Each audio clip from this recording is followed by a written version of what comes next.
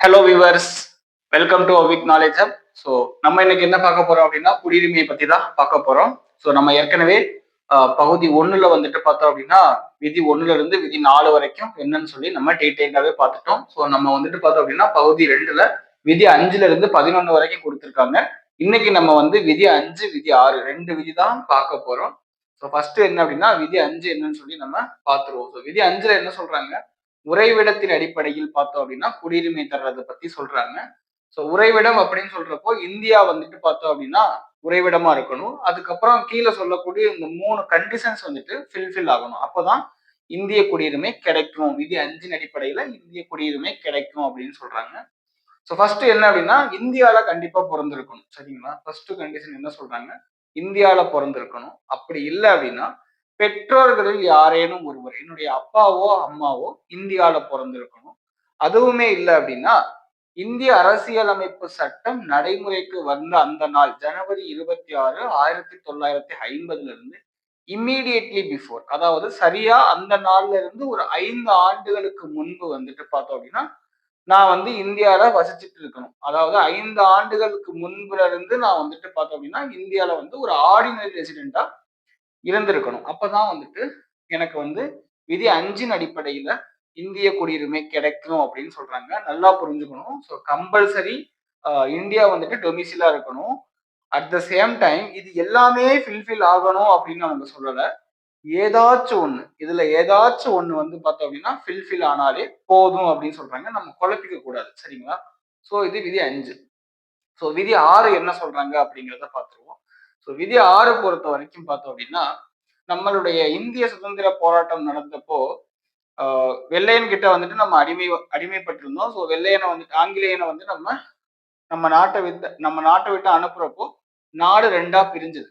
So India Pakistan அப்படின்னு சொல்லி அப்படி பிரிஞ்சப்போ நிறைய அந்த பார்டர்ல வந்துட்டு எல்லையில வந்துட்டு பார்த்தோம் அப்படின்னா நிறைய கலவரங்கள்லாம் நடந்துச்சு. ஸோ அதுல முக்கியமானது என்ன அப்படின்னா பாகிஸ்தான் வந்துட்டு பார்த்தோம் அப்படின்னா இஸ்லாமிக் ஸ்டேட், இது வந்து ஒரு மதம் சார்ந்த நாடுதான் அப்படின்னு சொல்லி டிக்ளேர் பண்ணிடுச்சு. ஸோ அதுக்கப்புறம் என்ன நடந்துச்சு அப்படின்னா இந்தியா வந்துட்டு அந்த மாதிரி எந்த ஒரு டிக்ளரேஷனும் தரல. India is the secular country, India ஒரு மதசார்பற்ற நாடு அப்படின்னு சொல்லி டிக்ளேர் பண்ணாங்க. ஸோ அதுக்கப்புறம் என்ன அப்படின்னா பாகிஸ்தான்ல இருந்து நிறைய மக்கள் வந்துட்டு இந்தியாவுக்கு குடிபெயர்ந்தாங்க. ஸோ அந்த மக்களுக்கு குடியுரிமை தர்றதை பத்தி சொல்றதுதான் விதி 6. அதாவது விதி 6 எதை பத்தி சொல்லுது அப்படின்னா பாகிஸ்தானில் இருந்து இந்தியாவுக்கு வந்தவங்களுக்கு குடியுரிமை தர்றதை பத்தி குழப்பிக்கவே கூடாது. ஏன்னா விதி 7 என்ன சொல்லுது அப்படின்னா இந்தியால இருந்து பாகிஸ்தான் போய் ஒன்ஸ் அகைன் பாகிஸ்தான்ல இருந்து இந்தியாவுக்கு வந்தவங்களை பத்தி சொல்றது விதி 7. ஸோ விதி 6 சிம்பிளா ஞாபகம் வச்சுக்கிறேங்க. விதி 6 என்ன சொல்லுது அப்படின்னா பாகிஸ்தான்ல இருந்து இந்தியாவுக்கு வந்தவங்களுக்கான குடியுரிமை தர்றதை பத்தி விதி 6 சொல்லுது.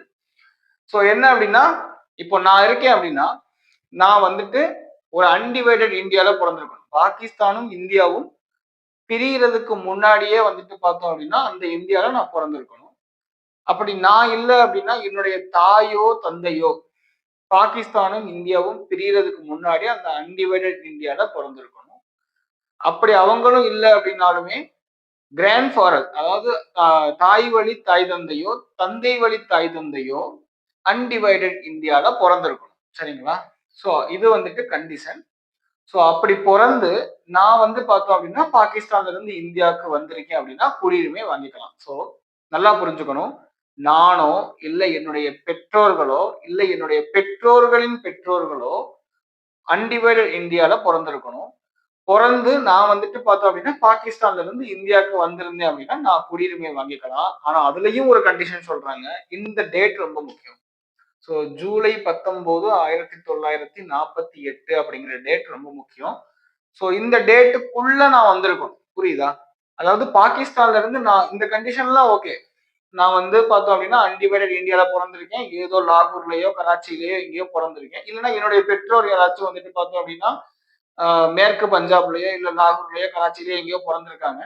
பட் நான் வந்துட்டு பார்த்தோம் அப்படின்னா அந்த ஜூலை 19 1948க்குள்ள இந்தியாவுக்கு வந்திருக்கணும் பாகிஸ்தான்ல இருந்து. அப்பதான் குடியுரிமையை வாங்கிக்க முடியும். ஒருவேளை ஜூலை 19 1948க்கு அப்புறம் நான் இந்தியாவுக்கு வந்தேன் அப்படின்னா குடியுரிமையை வந்து நான் வந்து ரெஜிஸ்டர் பண்ணி தான் வாங்க முடியும்.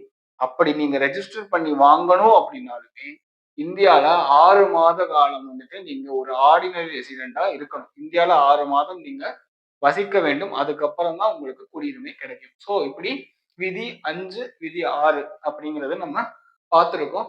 So very simple. ரொம்ப குழப்பிக்க வேணாம். என்ன இவ்ளோ எழுதி போட்டிருக்காங்களே அப்படின்னு சொல்லி நினைக்க வேணாம். ஸோ 2 பேருக்குமே தமிழ் மீடியம்ல படிச்ச மாணவர்களுக்கும் புரியணும். At the same time English மீடியம்ல பார்க்குறவங்களுக்கும் புரியணும் அப்படிங்கிறதுக்காக தான் நான் 2மே பைலிங்குவல்ல எழுதி போட்டிருக்கேன். Very simple. நம்ம ஆர்டிகல் 5 என்ன சொல்லுது அப்படின்னா, உறைவிடத்தின் அடிப்படையில் இந்திய குடியுரிமை தர்றத பத்தி சொல்றாங்க. ஸோ அதே மாதிரி விதி 6 என்ன சொல்லுது அப்படின்னா, பாகிஸ்தான்ல இருந்து இந்தியாவுக்கு வந்தவங்கள பத்தி சொல்றாங்க. குடியுரிமை தர்றத பத்தி சொல்றாங்க. ஸோ நம்ம வீடியோ உங்களுக்கு பிடிச்சிருந்துச்சு அப்படின்னா லைக் பண்ணுங்க, ஷேர் பண்ணுங்க, கமெண்ட் பண்ணுங்க அண்ட் சப்ஸ்கிரைப் பண்ணுங்க.